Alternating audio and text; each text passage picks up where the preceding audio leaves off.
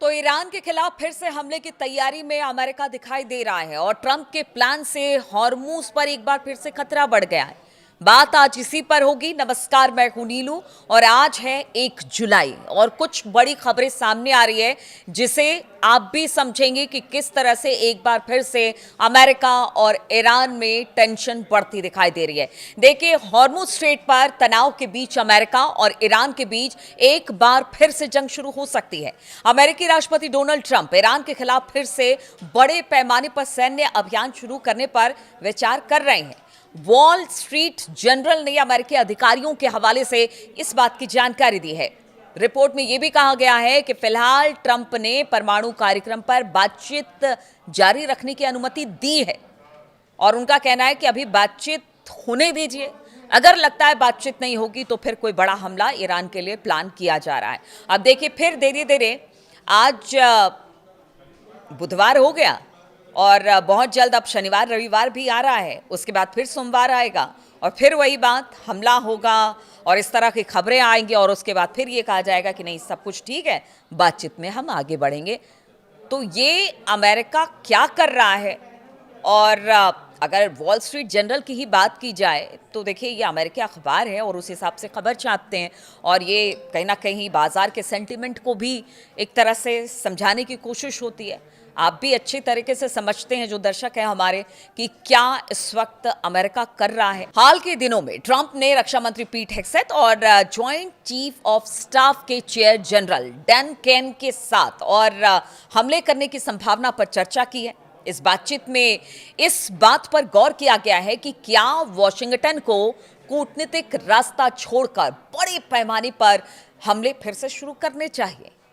तो देखिए, एक तरफ शांति समझौता हुआ है, कहा यह गया कि ईरान की बहुत सारी बातों को मान लिया गया और ईरान ने भी हमारी तमाम बातों को मान लिया। फिर आखिर क्या जरूरत पड़ी है कि अब चीफ ऑफ स्टाफ से बातचीत हो रही है, अपने रक्षा मंत्री से बातचीत कर रहे हैं ट्रंप और कह रहे हैं कि क्या हमें फिर से हमला शुरू करना चाहिए। आखिर अमेरिका चाहता क्या है? क्या इस पूरे रीजन में वो स्थिरता नहीं बनाना चाहता है या इसके पीछे की कोई और वजह है? देखिए, जिस तरह से अधिकारियों से बातचीत की है ट्रंप ने, अधिकारियों ने इसे काम पूरा करने की कोशिश बताया है। उनका कहना है कि जो काम अधूरे में छूट गया उसे पूरा कर। तो फिर आप सवाल यही उठता है कि फिर आपने शांति वार्ता क्यों की? फिर इतना लंबा चौड़ा नाटक आपने क्यों किया कि हाँ, समझौता हो रहा है और सब कुछ ठीक हो जाएगा, हम जब चाहेंगे यहाँ से अमेरिकी सेना पीछे कर लेंगे और शांति हो जाएगी रीजन में।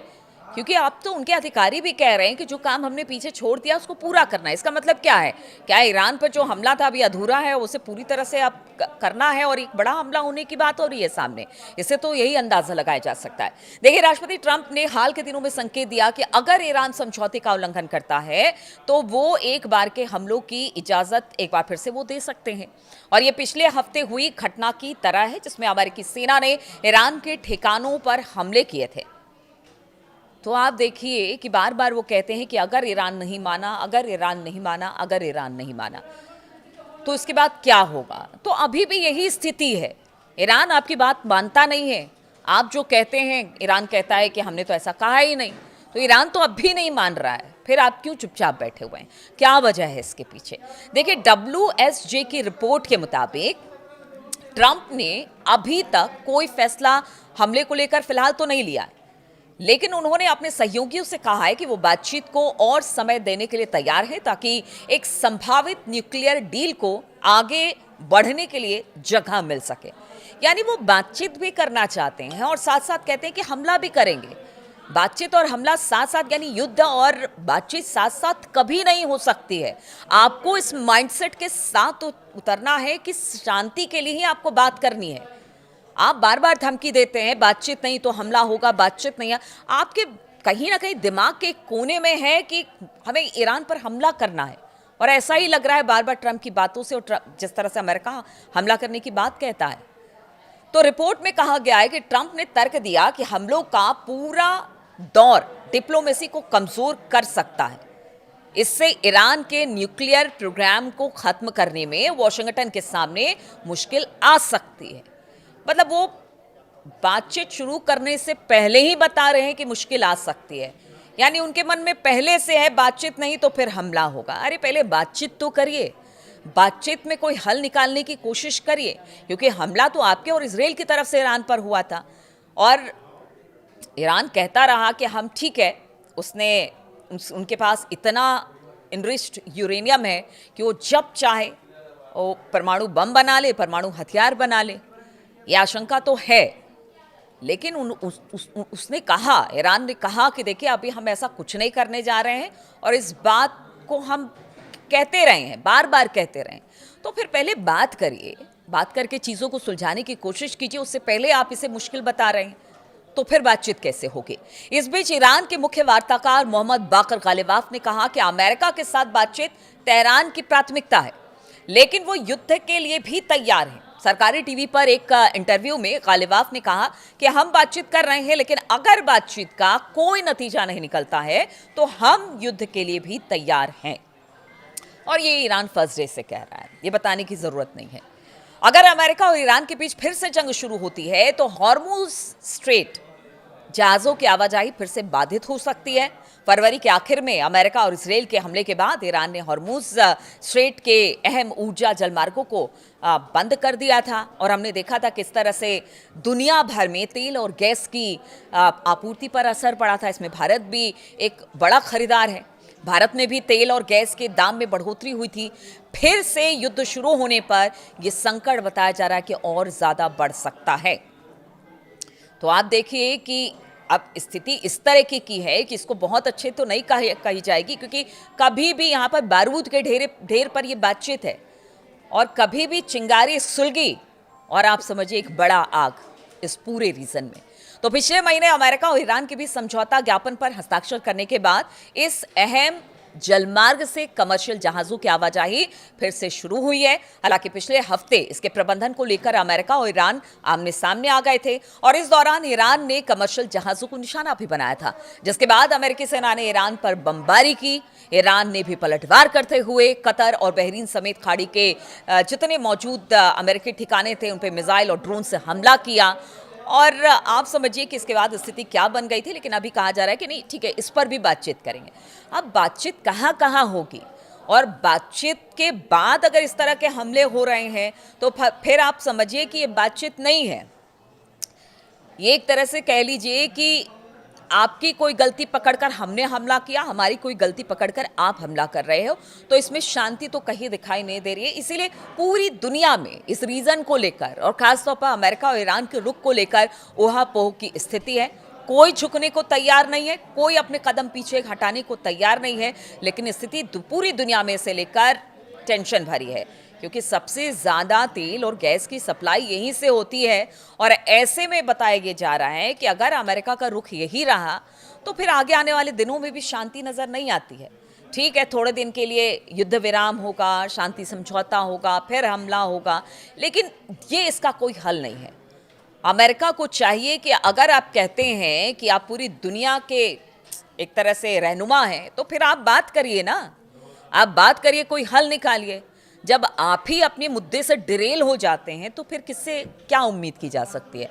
और ईरान का तो कहना सही है कि आप हमला करेंगे तो हम आप पर हमला करेंगे, क्योंकि उनको भी अपने लोगों की रक्षा करनी है और जो उनके फेवर में है वो हर देश चाहता है, सिर्फ ईरानी क्या हर देश चाहेगा कि जो उनके फेवर में ही चीज़ें हो वो उस पर बातचीत करेगा। चलिए इस पर आगे क्या होता है ये तो देखेंगे कि आगे आने वाले दिनों में क्या हो रहा है, क्योंकि रोजाना कोई ना कोई अपडेट यहाँ से निकलकर सामने आती है। लेकिन एक दूसरी खबर आपको बताते हैं।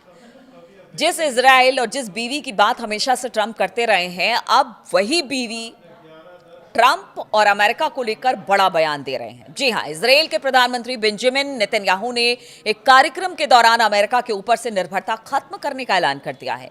इजरायली पीएम ने कहा कि मैं अमेरिकी मदद बंद करना चाहता हूं और ये एक तरह से खैरात या वेलफेयर जैसी है, मुझे ये नहीं चाहिए।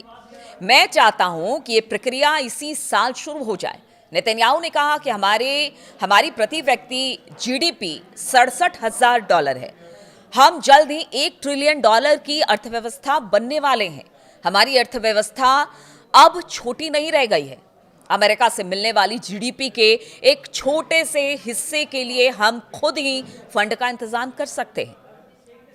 इजरायली प्रधानमंत्री का ये बयान उस वक्त आया है जब डोनाल्ड ट्रंप के साथ ईरान युद्ध पर उनका मनमुटाव काफ़ी दिन बढ़ गया है। हमने देखा भी पीछे कि किस तरह से उन्होंने बेंजामिन नेतन्याहू को डांट फटकार लगाई, फिर लेबनान के मसले पर बैठकर समझौता कराया, उनकी बातें नहीं मानी गई, समझौते में उनको शामिल नहीं किया गया। तो ये दूरियां लगातार ट्रंप और नेतन्याहू की बढ़ती चली जा रही है और ऐसे में ये बयान डोनाल्ड ट्रंप ने कई बार नेतन्याहू की सार्वजनिक आलोचना पीछे कुछ दिनों में की है। यहां तक कि कह दिया कि नेतन्याहू वही करते हैं जो कि वो कहते हैं। इससे पहले भी इजरायली प्रधानमंत्री ने अमेरिकी सैन्य सहायता को चरणबद्ध तरीके से खत्म करने और इसराइल को आत्मनिर्भर बनाने की बात अमेरिकी समाचार नेटवर्क CBS न्यूज से की, जो उनके प्रसिद्ध कार्यक्रम है 60 मिनट्स, उसके दौरान। इजरायली प्रधानमंत्री का यह बयान तब आया है जब डोनाल्ड ट्रंप के साथ ईरान युद्ध को लेकर उनके बीच काफ़ी मनमुटाव बढ़ गया है। डोनाल्ड ट्रंप ने कई बार नेतन्याहू की सार्वजनिक आलोचना कर दी और यहाँ तक कह दिया कि नेतन्याहू वही करते हैं जो वो चाहते हैं। अब देखिए, पीछे की जो स्थिति हम देखें, इसराइल को लगता है कि अमेरिका अपने हित के लिए इसराइल के हितों को ताक पर रख देता है और वहाँ के जो लोग हैं इसराइल के, वो भी यही कह रहे हैं कि आप अब अमेरिका के कहे में ना जाए, जो देश के हित में है वो करें। अब ऐसे में ये बयान क्या मायने रखता है? क्या वाकई ऐसा होगा कि नेतन्याहू अमेरिका से जितने भी जो सैन्य सामान खरीदते हैं या जो मदद उनको मिलती है वो बंद कर देंगे? तो ऐसा तो नहीं लगता है। देखिए, काउंसिल ऑन फॉरेन रिलेशन की रिपोर्ट के मुताबिक अगर बात की जाए तो अक्टूबर 2023 में गाजा युद्ध के दौरान अमेरिका ने आपातकालीन पैकेजों के जरिए इसराइल को 16 अरब से 22 अरब डॉलर से ज्यादा की अतिरिक्त सैन्य मदद पहुंचाई थी। इसलिए सैद्धांतिक रूप से इसराइल दावा कर रहा है कि वो अमेरिकी खैरात के बिना जिंदा रह सकता है, लेकिन व्यवहारिक तौर पर अमेरिकी बैसाखी से उतरना मुश्किल ही नेतन्याहू का लगता है। अब ऐसे में ये तल्खी और बढ़ेगी, क्या होगा? या फिर ठीक है, अब देखिए दोनों एक ही कौम से आते हैं और बहुत ज़्यादा करीब हैं। ट्रंप भी कहते हैं कि इजराइल हमारा फ्रेंड है, नेतन्याहू को अपना दोस्त बताते हैं। ऐसे में ये जो तल्खी है वो बढ़ेगी या फिर सब कुछ ठीक कर लिया जाएगा ट्रंप और नेतन्याहू, या नेतन्याहू अब चाहते हैं कि अब अमेरिका का दखल ज़्यादा ना हो इस पूरे रीजन में? अगर बात की जाए अरब मुल्कों में या ईरान को लेकर, जो वो सोचता है, लेबनान को लेकर वो सोचता है वो फ्री हैंड हो जाए, इस बात से अलग हटके कि अब अमेरिका की फंडिंग नहीं चाहिए। लेकिन क्या ऐसा होगा कि बिना अमेरिका के फंडिंग पे जो इसराइल है उस रीजन में टिक पाएगा? ये बड़ा सवाल है, भले बयान नेतन्याहू कुछ भी देते रहे। तो देखिए, 2-3 अपडेट्स हैं, लगातार अपडेट्स वहाँ से आती रहती है, मैं आप तक पहुँचाती रहती हूँ। बहुत बहुत शुक्रिया मेरे साथ इस वीडियो में शामिल होने के लिए। और आपको इन सब मुद्दों पर क्या लगता है, अपनी राय ज़रूर दें, क्योंकि आपकी राय का इंतज़ार रहता है, आपके कमेंट का इंतज़ार रहता है। बहुत बहुत शुक्रिया मेरे साथ जुड़ने के लिए।